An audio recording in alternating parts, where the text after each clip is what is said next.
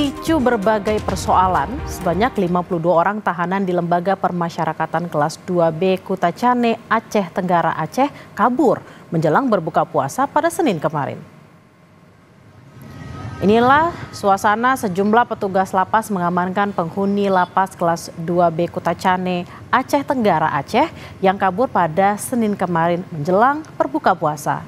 Kaburnya sekitar 52 orang narapidana ini dipicu berbagai persoalan yang terjadi di dalam lapas. Di antaranya terkait makanan dan juga bilik asmara dalam lapas.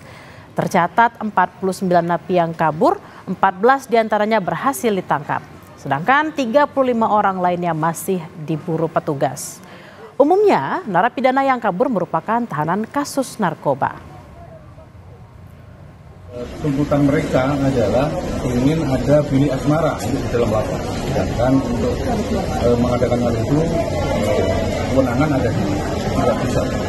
Jadi sementara nanti kita akan sampaikan ke pusat apa yang menjadi keluar dari mereka. Tindak lanjut nantinya pemerintah pusat nanti. Untuk rasio pengamanan di kita dari 6 orang petugas pengamanan, sedangkan isi di kita 362 orang.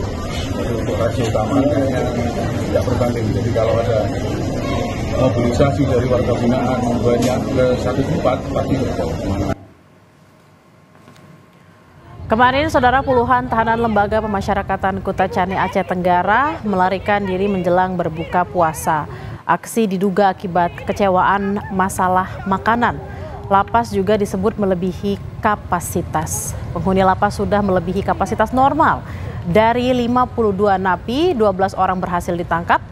Pasca kaburnya napi, Polres Aceh Tenggara juga telah menurunkan 1 kompi Brimob untuk pengamanan.